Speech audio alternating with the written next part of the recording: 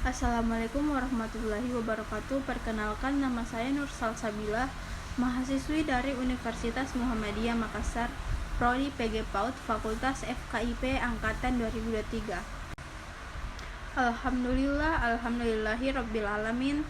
Wassalatu wassalam ala ashrafil anbiya'i war mursalim wala alihi wa ashabihi ajmain amma ba'd. Puji syukur atas kehadirat Allah Subhanahu wa Ta'ala, atas berkat rahmat dan karunia-Nya kita diberikan kesehatan untuk tetap bisa melaksanakan kegiatan kita seperti biasanya. Serta salawat serta salam tak lupa kita kirimkan kepada Nabiullah Muhammad SAW. Sebelumnya saya berterima kasih kepada Pak dosen Dr. Haji A. Malik Wello M.Sos.I. dan teman-teman yang sedang atau sudah menonton video pemaparan materi saya ini.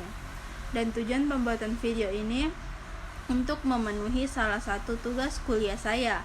Baik, pada kesempatan kali ini saya akan menjelaskan sebuah makalah yaitu mengenai kemujizatan Al-Quran. Al-Quran merupakan salah satu mukjizat terbesar Nabi Muhammad SAW.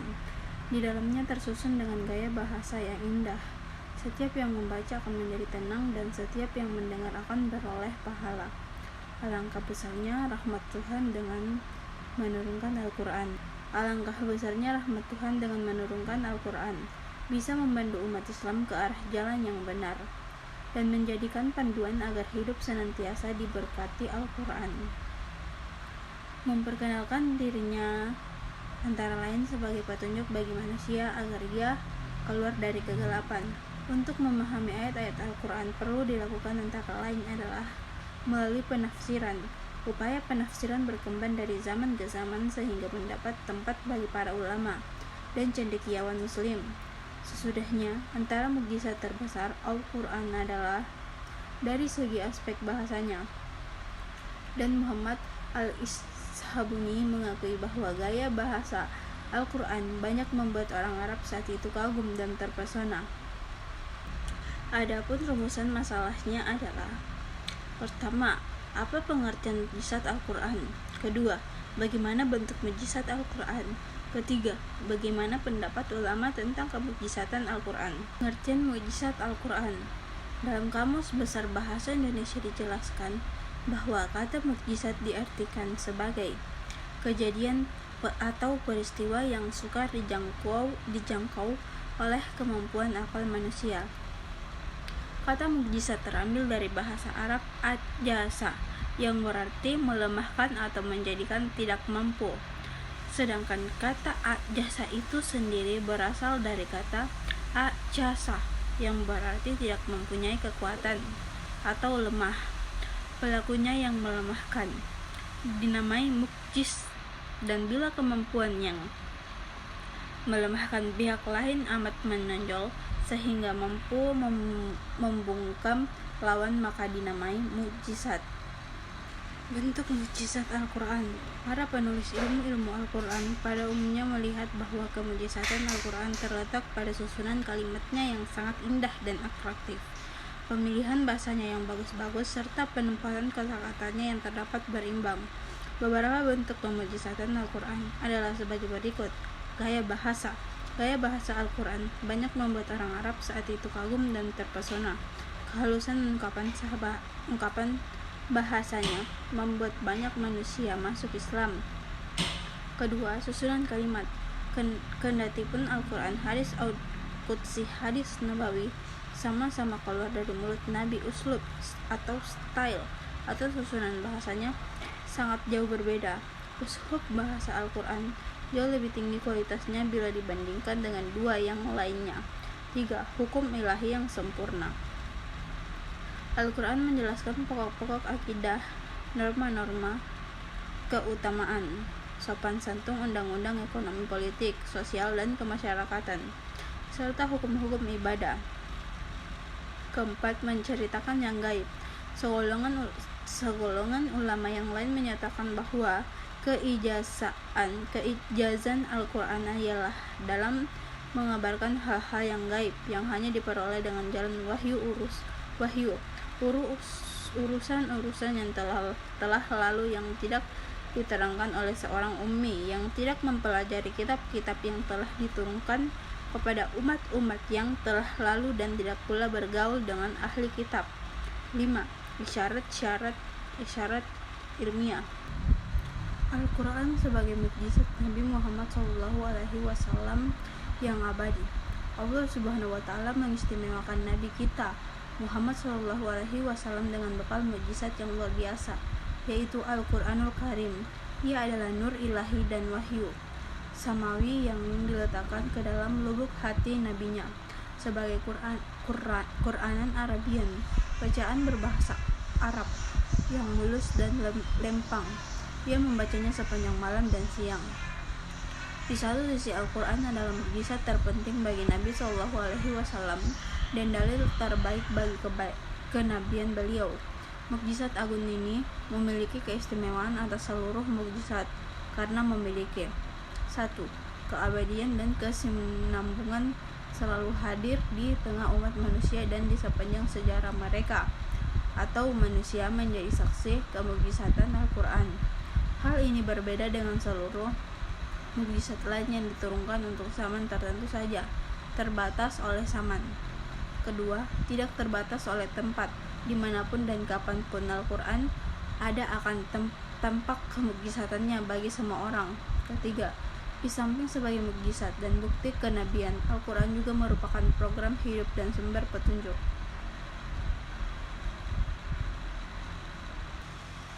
Sedangkan menurut makna Al-Qatan, ijaz kemukjizatan adalah menetapkan kelemahan. Menurut pengertian umum adalah ketidakmampuan mengerjakan sesuatu, lawan dari kudrah, potensi, power, kemampuan. Maka mukjizat adalah sebuah peristiwa, urusan, perkara yang luar biasa yang dibarengi dengan tantangan dan tidak bisa dikalahkan. Al-Quran menentang orang-orang Arab. Mereka tidak kuasa melawan meskipun mereka merupakan orang-orang yang fasih. Hal ini tiada lain karena Al-Quran adalah mukjizat. Berdasarkan definisi di atas, maka dapat dikemukakan 3 unsur pokok mukjizat, yaitu mukjizat harus menyalahi tradisi atau adat kebiasaan.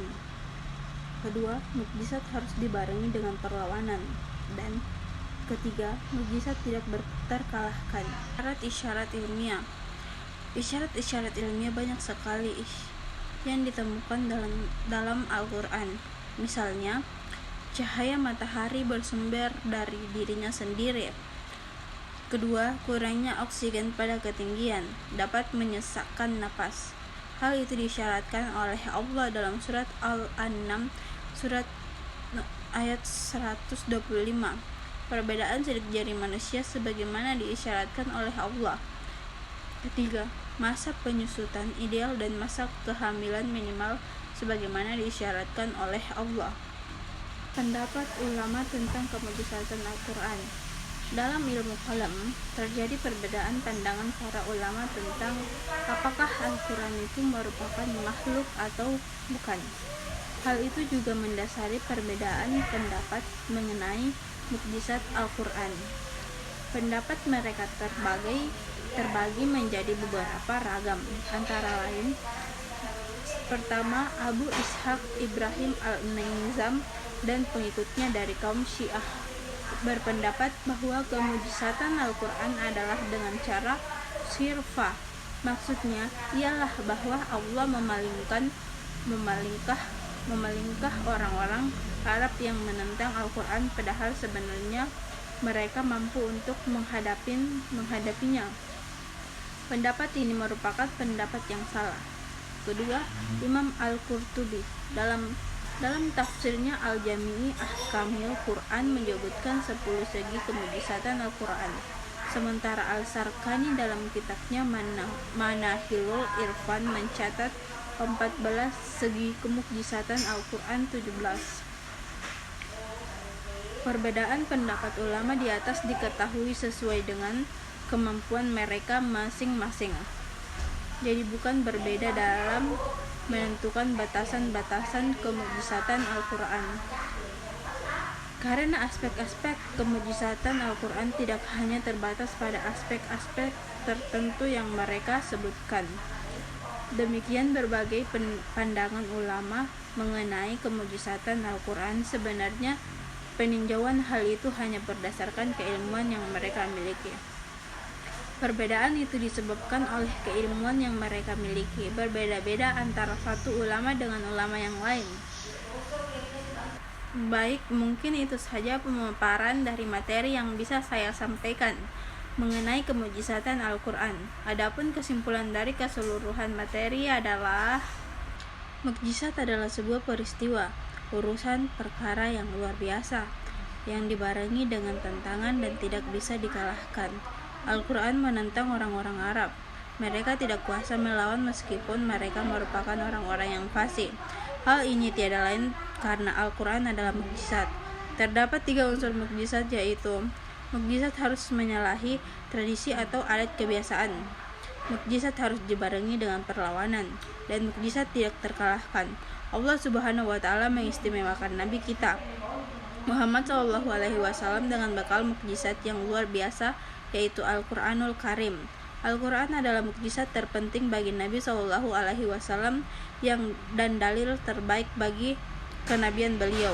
Sebagian ulama berpendapat bahwa segi kemujizatan Al-Quran itu terkandung dalam lafal-lafalnya yang jelas, redaksinya yang bernilai sastra dan susunannya yang indah. Karena nilai sastra yang terkandung dalam Al-Quran itu sangat tinggi dan tidak ada bandingannya. Pertama, ulama lain berpendapat bahwa kemujizatan itu karena Al-Quran terhindar dari adanya pertentangan dan mengandung arti yang lembut dan membuat hal-hal gaib di luar kemampuan manusia dan di luar kekuasaan mereka untuk mengetahuinya.